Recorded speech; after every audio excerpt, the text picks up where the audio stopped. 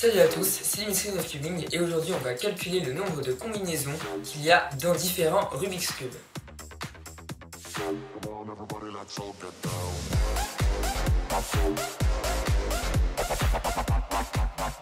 Donc il faut savoir que dans cette vidéo, en fait, je vais vraiment expliquer la base du calcul de combinaison. Donc on va calculer le nombre de combinaisons du 3x3, du 2x2. Vous allez voir qu'en fait ça paraît assez compliqué mais c'est super simple. Il faut juste comprendre le truc et une fois qu'on a compris c'est bon. Mais par contre, si vous voulez approfondir et faire avec différents types de cubes et formes de cubes, des cubes par exemple plus gros, et ben, je vous mettrai des sites dans la description qui approfondissent beaucoup plus que ce qu'on va faire ici. Donc alors du coup on va commencer par calculer le nombre de combinaisons possibles dans un Rubik's Cube 3x3. Donc alors pour ça il faut savoir que dans un 3x3, donc déjà il y a 6 centres, donc voilà les centres ils bougent pas, donc du coup on n'a pas besoin de s'en occuper. Après il y a 12 arêtes et 8 coins. Donc alors tous les coins ils peuvent s'interchanger entre eux, donc c'est à dire que celui-là par exemple il peut aller là où il veut. Donc alors déjà on va noter factoriel de 8. Donc qu'est-ce que c'est que factoriel de 8? En fait c'est tout simplement 8 x 7, x 6, x 5, x 4, x 3, x 2, x 1. Et en fait sur le Rubik's Cube du coup ça nous donne en fait ce coin. Donc si on prend tous les coins et qu'on les place, ici il y a 8 coins qu'on peut placer ici. Une fois qu'on en a placé un ici il y a 7 coins qu'on peut placer, donc ça fait 8 x 7, ici 6, 5, 4, 3, 2, 1. Et donc voilà, donc ça fait factoriel de 8. Après on va multiplier ça donc par la permutation des coins. Donc en gros un coin il peut être soit comme ça, soit comme ça, soit comme ça. Donc du coup il y a 3 possibilités de permutation. Et donc du coup on va mettre 3 exposants. Donc exposant ça veut dire par exemple on fait 3 x 3 x 3 x 3 x 3 le nombre de fois qu'on a mis l'exposant. Donc on va faire 3 exposants 8. Mais sauf que là en fait il y a un petit problème, c'est que une fois qu'on en a placé 7, le dernier il pourra pas se changer. Enfin en fait le dernier il sera directement bien placé. Pourquoi? Parce que sur un cube qui est comme ça, qui a que un coin placé, et bien en fait là par exemple tous les autres coins sont bien placés et celui-là en fait ça c'est un cas qui n'est pas possible. On est obligé de faire comme ça pour le résoudre. Du coup donc ça veut dire que le dernier coin il est obligatoirement d'une façon, donc c'est la position des 7 autres qui détermine le 8ème.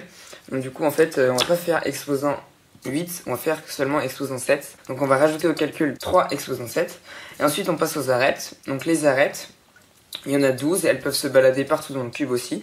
Donc du coup ça fait factoriel de 12. Donc ça c'est exactement pareil que pour les coins. Donc ça fait 12 x 11 x 10 x 9 x 8 x 7 x 6 x 5 x 4 x 3 x 2 x 1. Et les arêtes elles ont deux faces. Donc les faces peuvent se mettre. Et ici donc, du coup ça va faire 2 exposant 12. Donc voilà, parce qu'on peut tous se mettre. Mais sauf que là, cette fois-ci il n'y a pas un seul problème, mais il y a deux problèmes. Déjà il y a un cas qui n'est pas possible, c'est celui-là. Donc du coup ça on va faire comme pour le coin, il faudra forcément le retourner parce que la position des 11 autres arêtes détermine la dernière, parce que ce cas-là n'est pas possible. Voilà, si on essaie de le retourner, on ne pourra jamais le résoudre. Donc du coup, ça va faire 2 exposant 11. Mais il y a aussi un autre cas qui n'est pas possible, c'est celui-là. Donc c'est quand deux arêtes sont changeables comme ça. Donc ça en fait c'est la position des 11 autres va déterminer, non, la position des 10 autres arêtes va déterminer donc du coup la position des deux autres. Donc ça c'est pas leur orientation, c'est leur position. Donc du coup on peut encore enlever 1 à notre exposant 12, donc ça fait 2 exposant 10. Et donc du coup le calcul il est là, ça fait factoriel de 8 fois 3 exposant 7 fois factoriel de 12 fois 2 exposant 10. Et donc du coup ça si on calcule ça nous fait 43 trillions. Donc voilà, normalement si vous faites du Rubik's Cube depuis assez longtemps, vous savez que 43 trillions c'est à peu près le nombre de combinaisons. Donc voilà, je vous mettrai le chiffre à l'écran exact. Donc du coup voilà, vous avez vu que c'est quand même pas hyper compliqué de calculer ça. Maintenant on va essayer de passer au 2x2, parce qu'il faut savoir que le 2x2 on pourrait dire bah c'est plus facile, mais en fait non, parce qu'il y a quelque chose qu'en fait on aurait tendance à oublier. Donc du coup je vais vous montrer ça tout de suite. Donc alors pour le 2x2, bah, les coins en fait ça fait comme le 3x3, donc ils peuvent se balader tous partout. Donc du coup ça fait factoriel de 8, donc ça fait 8 x 7 x 6 x 5 x 4 x 3 x 2 x 1, parce que tous les coins peuvent se mettre là où ils veulent. Et donc après pour l'orientation des coins, ça va faire comme pour le 3x3, ça va faire donc 3, parce que les coins ils peuvent voilà, il y a 3 possibilités de permutation des coins. Donc là ça va nous faire 3 exposant 7, parce que voilà justement c'est pas 3 exposant 8, parce que la configuration des 7 coins va déterminer la permutation du dernier. Donc voilà, parce que c'est pas comme ça par exemple, c'est pas possible. Et donc là on pourrait se dire ok, donc c'est ça le calcul, mais en fait non, Et quelque chose qu'on a oublié, c'est que par exemple, cette configuration, c'est exactement la même que celle-là. Donc en fait, parce qu'il n'y a pas de centre. Sur le 3x3, il y avait des centres. Si on fait ça par exemple sur un 3x3, en bougeant juste les coins, hein, pas la face entière, et bah ça va pas nous donner pareil parce qu'il y a des centres sur le 3x3. Ici, il n'y a pas besoin. Donc ça c'est pareil pour tous les cubes pairs, il faudra diviser par 24 le résultat total. Pourquoi? Parce qu'en fait 24 c'est 6 parce qu'il y a 6 faces et 4 parce que en gros 24 c'est le nombre de positions qu'on peut mettre le cube. Par exemple là il y en a une, là il y en a une autre. Et ben voilà, pour chaque face devant nous il y a 4 possibilités et il y a 6 faces donc ça fait 6 x 4, 24. Et donc du coup le calcul, factoriel de 8 fois 3 exposant 7. Et le tout divisé par 24. Donc du coup, j'affiche le résultat à l'écran. Donc je crois que ça fait 1 million, mais je sais pas si... Enfin voilà, si je me rappelle pas, au pire, il y a le résultat à l'écran. Et donc maintenant, on va passer au 4x4, parce que aussi le 4x4, il y a encore des trucs bizarres. Donc voilà, je vais vous expliquer aussi comment faire le 4x4. Donc alors pour le 4x4, les coins c'est exactement pareil. Donc c'est factoriel de 8 fois 3 exposant 7. Donc voilà, ça c'est exactement pareil. Et après, donc il y a 24 arêtes et 24 centres. Les arêtes, cette fois-ci, elles peuvent pas s'orienter. Pourquoi? Parce qu'en fait, celle-là, on pourra jamais la mettre là. Enfin, si on la met là, et ben, elles vont s'interchanger. Et donc du coup, ça va être leur position qui va changer. Ça va pas être leur orientation.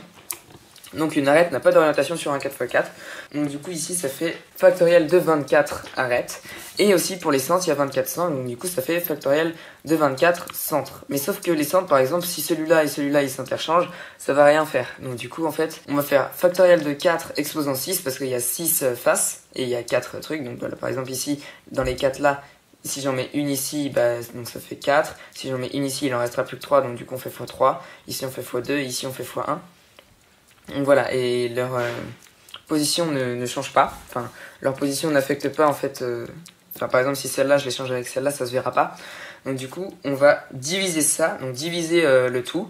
Donc on avait fait, donc le tout c'était factoriel de 8 fois 3 exposant 7 fois factoriel de 24. Et donc là, du coup, on va refaire fois factoriel de 24 pour les centres, mais divisé par factoriel de 4 exposant 6. Donc parce qu'il y a 6 faces.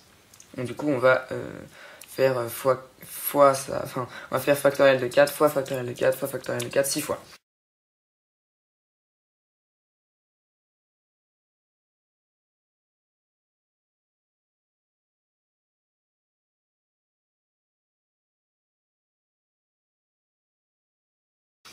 Et donc du coup ça va nous donner le nombre de possibilités qu'il y a sur un 4x4. Ça par contre je me rappelle plus du tout, mais voilà, je vais aussi afficher le résultat à l'écran, même si ça prend un peu beaucoup de place sur l'écran je pense.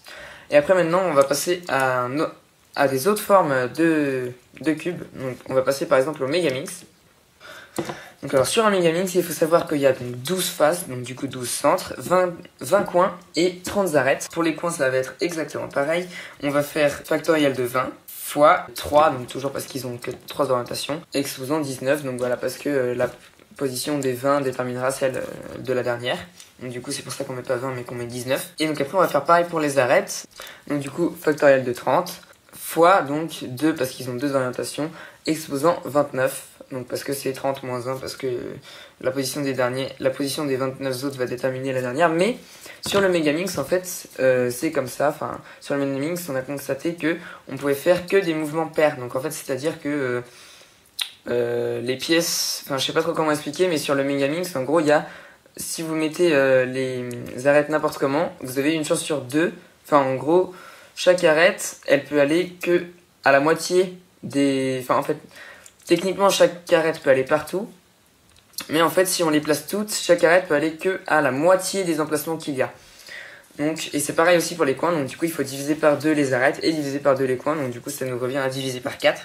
Et donc, du coup, la formule, c'est factoriel de 20 fois 3 exposant 19 fois factoriel de 30 fois 2 exposant 29, le tout divisé par 4. Donc voilà, c'est parce qu'on doit diviser par 4, parce qu'on a divisé par 2 les arêtes et les coins. Et donc là aussi je vais vous mettre le résultat à l'écran.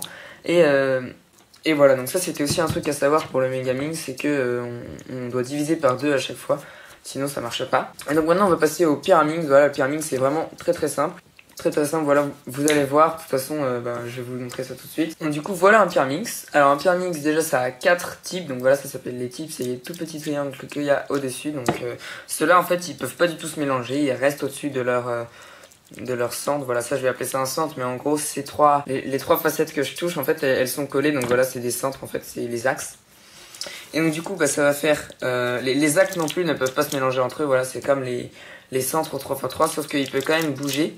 Donc du coup, vu qu'il y a 4 tips et 4 axes, et on va faire 4 exposants 3, parce que voilà, on peut les bouger de 3 façons différentes, fois 4 exposants 3, parce que voilà, il y a les tips et les axes. Donc du coup, ça fait 4 exposants 3 fois 4 exposants 3.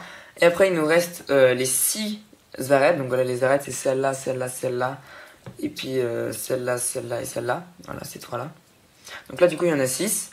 Et là, c'est comme au 3x3, en fait, on va faire... donc, déjà, elles peuvent aller partout, donc du coup, ça fait factoriel de 6. Et pour les orienter, donc ça fait 2 exposant 6, mais sauf que non, ça fait pas 2 exposant 6, parce que déjà, les 5 premières vont déterminer l'orientation de la deuxième, et les 4 premières vont déterminer la position des 2 autres. Donc voilà, ça c'est comme au 3x3, c'est parce que celles-là ne peuvent pas s'interchanger entre elles. Donc ça c'est pas possible, donc du coup il faut enlever 2 exposants, enfin il faut enlever 2 à l'exposant. Donc du coup ça nous donne 2 exposants 4, donc voilà.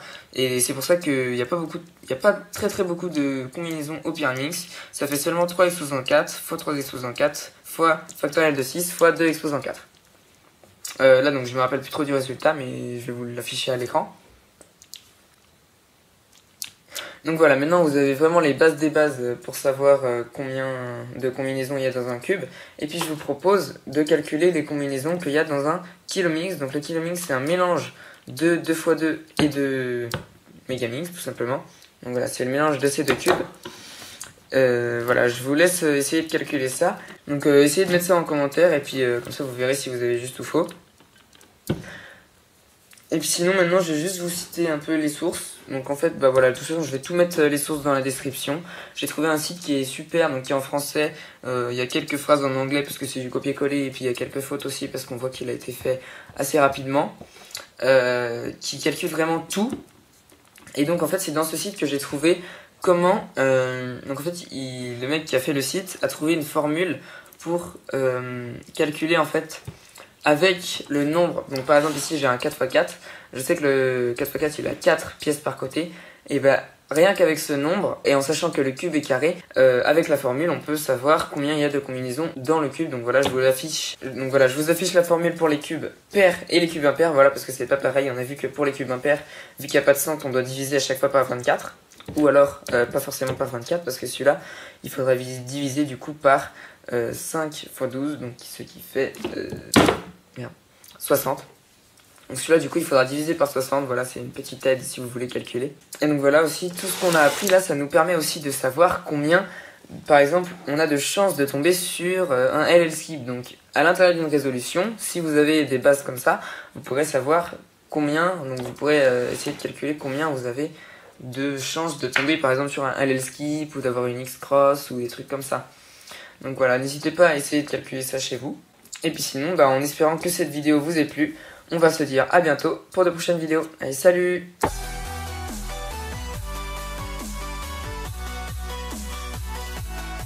Petit bonus, on n'est pas obligé à chaque fois de calculer le nombre de combinaisons, hein. On peut tout simplement les compter quand le cube en a vraiment pas beaucoup. Par exemple sur celui-là, il y en a 1, 2, 3, 4, 5 et 6.